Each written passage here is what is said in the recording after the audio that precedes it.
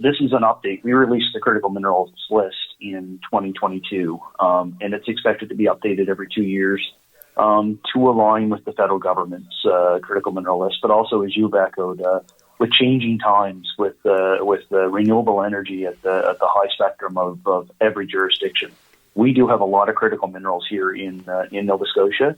Can they all be explored? Yes, but are they actually all going to come to a fruition with a mine? Probably not. But we want to take our part and do our part.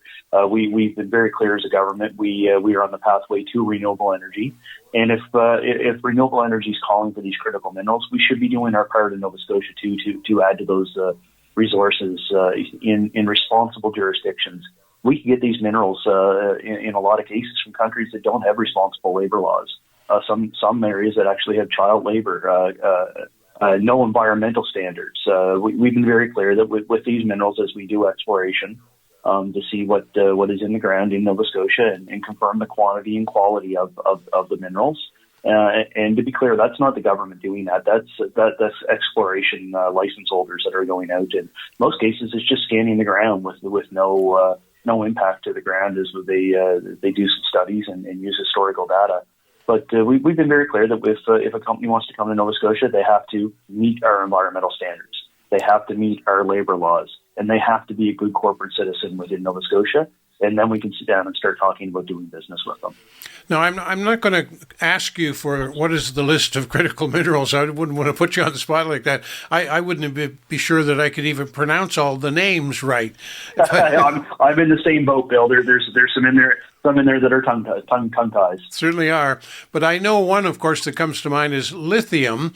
It rose to prominence, of course, thanks to Apple Computer or Apple Inc. now with the iPhone, and people came to realize that this became an important, a very important piece that you would never see, would never touch or anything. But in the innards of the phone, particularly in the rechargeable battery system, lithium plays a huge role. And lithium's been around the world for forever, and I don't know if they had other uses for it prior to the rechargeable batteries, but it's now very expensive, and it's only one of a number of things like that. Now, I know that we have lithium, and you talked about child labor. I'll stand to be corrected, but I think China is noted to have the largest deposits of lithium, and that's where the finger pointing starts, is that China would just send in a whole bunch of children, young kids, and so on, anybody they want, to go and mine the lithium to take advantage of it. And your point is well taken that, if we do find lithium worth mining in Nova Scotia, it won't be done by teenagers or kids or forced labor. That's critical. No, absolutely. We have labor laws here in Nova Scotia and in Canada for a reason, and it's to protect our workers. It's to also enhance our environmental standards and protect our environment. We don't have to pit environment against economics. They can go hand in hand. And what we're seeing this as we move through the ecological forestry practices. We can still have an economy in the forestry sector, but also protect our forestry for the future. And a lot of that is right in the backyards in rural Nova Scotia, right in Cumberland County, with the small landowners that have managed their land for decades and generations, and have produced wood for lumber, have produced heating quality wood. And now as we move into the renewable energy spectrum and talk about heat initiative energy that's going into some public buildings around Nova Scotia, there's an array of things. It's not just the minerals, but I know that's hot topic today because I will be making an announcement to update the critical mineral list at 1 o'clock. But there's a lot of other spectrums that Nova Scotia has to offer to the renewable energy spectrum. As we've talked many times when I was still Minister of Energy, our wind, our offshore wind, our tidal power right in our back door, Bill. There's a lot of opportunity within Nova Scotia, and it's all focused to have be a key player, not just in Nova Scotia or in Canada, but in the world, be a key player in the renewable energy spectrum. Now, you made mention a moment ago about managing the forestry and dealing with the small woodlot owners and so on, and how they manage. That's the key word here, is manage. And going back a couple of decades maybe, but going back in time, the difference between small woodlot management and large forestry operations were that the large forestry companies would come in and just clear cut. They just come in and wipe it off the face of the earth and let it grow back if and when it does. And when we talk about mining, Nova Scotians generally have a fear of that same situation where when it comes to mining, that tends to be the big corporations, the big mining operations, and they would just come in with the biggest and heaviest of equipment and move the earth, take what they wanted, and drive away. What kind of guarantee, if any, do we have as Nova Scotians who would be left behind with those eyesore sites and possible environmental damage after they're gone? What kind of protection do we get these days? Yeah, no, absolutely, Bill. That's a question that we asked, obviously coming into government.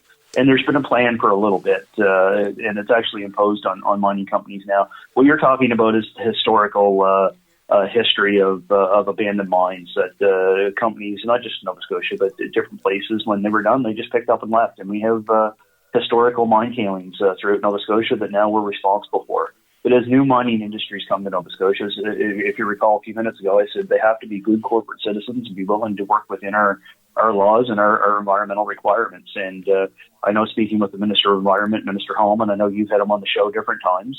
Always enjoys coming in and having a conversation with you. But he's charged with the opportunity to make the reclamation of mines. Once the mining company's done, it's up to the Department of Environment through the environmental assessment and the industrial approvals to set the standards of what the reclamation has to look like. So no more can a mine come into Nova Scotia and when they're done just pick up and leave. There has to be a plan put into place, and depending on the size and scope of an industrial process. Now I'm getting outside of my skis sort of thing, speaking for Minister Hallman, but a lot of the times it has to be quite a substantial deposit to hold that's put into place before the company can move forward to ensure that reclamation is funded if they were to walk away, or something were to happen to that company. So there are protections that are in place through the Department of Environment now. Now, this may be a tough question for you to answer, and I apologize if I'm putting you on the spot. That's not my intention. But we mentioned lithium, and you're going to update the list of critical minerals this afternoon. I'm not asking you for to give a scoop on that, but I'm curious if you're aware, if you know, if we are going to mine lithium, for example, or some of the other critical minerals that are no secret, are we talking about kind of open-face mining? Are we talking about digging deep? Are we talking about blasting into mountains? Any idea how these critical minerals would be mined? So that's a question we've asked as government over the last couple of years. Specifically now that critical minerals is very high on the worldwide list for renewable energy. There's an array of different mining aspects and techniques that you can apply. But I guess what the researchers I've spoken with, the people that are out in the field doing the work, non-government groups, and also our geologists that are within the department, it would depend on the quantity and quality of the mineral that they find. If it was a quality and quantity that was worth mining, it would dictate the scope of what technology they would use, whether it's open pit mining and then there has to be a reclamation plan of it, or is it? And I don't know the proper terminology, but we have a mine in that pan, that the salt mine, where they bore holes into the ground and bring the solution back up. There's that type of mining. There's also the mining that we see in Pugwash that you're familiar with, the pillar mining that's underground mining, salt mine. So it actually depends on the mineral, and it depends on the size of the deposit and the land that would dictate to what takes place. And then when the researchers go out and do their explorations and make the decision, okay, we could apply to do a mine here, that's when the conversations would start with the Department of Environment of what type of application that they'd have to put in for. And there once was a day, and I'm going way back in time now, but somebody would decide there was coal or gold or whatever it might be in a particular area, and they would just come in and get the rights to go dig and look for it, and away you go. And like you say, when they're done. They pack up and leave a mess behind. You've addressed the question of the mess and making sure with the deposits up front, dollar deposits, that they're going to fix it. That's one thing. But they can't come in and just freely take the minerals and run. What kind of resource does this mean for the province? What kind of fees, taxes, structures are in place over and above the fact that they'll employ people, which is a good thing? What's in it for the government when you open a mine? Yeah, no, absolutely. Good question. The economics, the local impact for job creation. Most of the times, these are in rural communities. It doesn't matter whether it's in Nova Scotia or anywhere else. It's rural communities that see these high-paying jobs that come to their area. So the province would get the taxes from the company, but also different minerals have different royalty sets on the amount of which utilize lithium as we talk about it. I can't remember if it's on the list of royalties right now, but depending on how many tons of lithium a mine produces in the run of a year, there's a certain amount of royalties that have to be paid back as to the government as a mineral resource that would be taken out of the ground and then offset with royalties back to the government. So there's also that financial spin back into the government as well. And like I said, the job spin-offs, the local circular economy in the areas.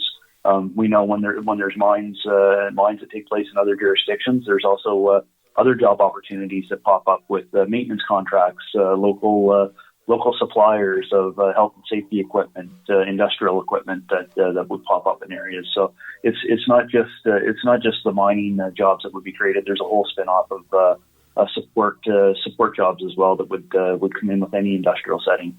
And what about the landowner? If for say I had acres and acres of land, and I don't, wish I did, but I don't.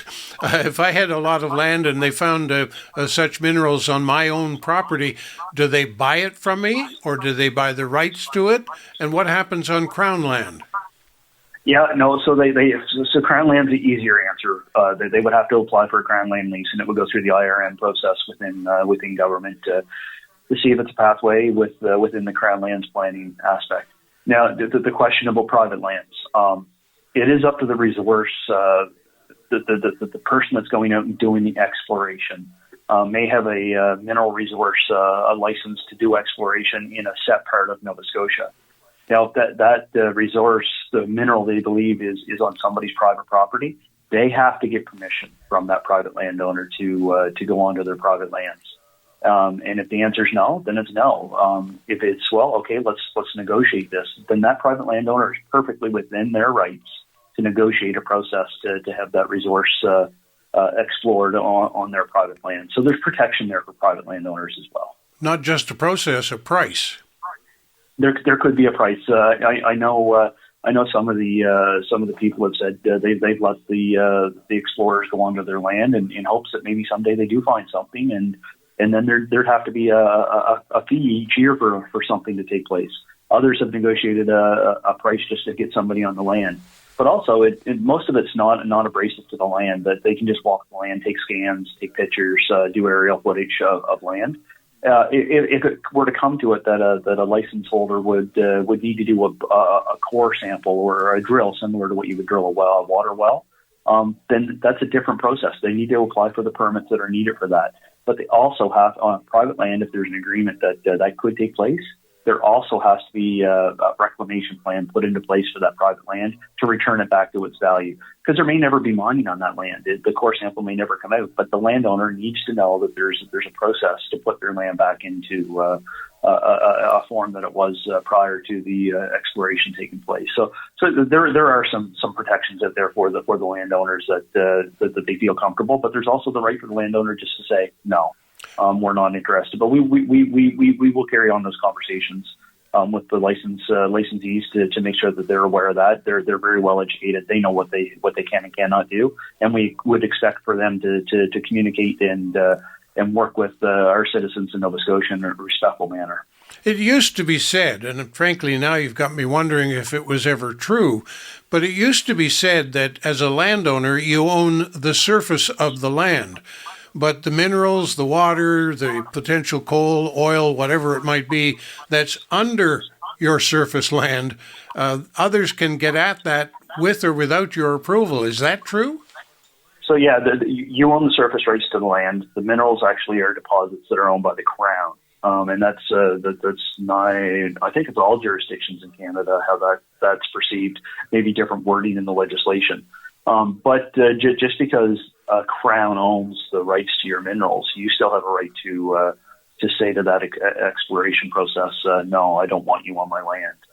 But as I say, I would certainly hope that the exploration companies or individuals that are out in Nova Scotia, and we have a lot of exploration that's currently taking place in Nova Scotia and has for decades, and you don't see this pop up a whole lot because there are conversations taking place. But to answer your question, you have the rights of the land above, but you also have the right to deny access to a mineral exploration holder. But ultimately, if they decide there's something under there is a process where they can go through the government, the holders of the Crown land, and ultimately the mineral rights underneath. They could end up going into your land, if you will, over your objections. Well, no. Well, there's a myth too, and this came up in the legislature this past winter. There is an article, Section 26 under the Mineral Act, that the government can impose a adjudicator or a decision maker when two parties don't come to an agreement. But in order for that to be imposed, and it's very rarely ever imposed, it has to be two willing parties that ask for that. So if the party were to say, no, you have no access, well, it's up to the mineral exploration license holder to either negotiate a process to get forward, or it stops there. But there's no pathway right now for a government to overarch and say, no, we're taking your land. That's just it's not factual. There's nothing written in there. It has to be a negotiation by two willing parties, and that's the landowner and the license holder. If they can't come to an agreement, and they ask for a government to come in and be sort of the middle negotiator, then both parties have to agree to that process. If one says no, then it stops right there, Bill. Interesting, because it used to be the belief was that you own the surface and, government and others can come along and dig holes to get at stuff that's underneath. But that might be an old myth, or maybe it used to be true. It isn't anymore. I'm glad to hear that. Yeah, well, I guess technically it does. It still is, but you still have the right as that surface landowner, private landowner. You still have the right to say who can and cannot come onto the property.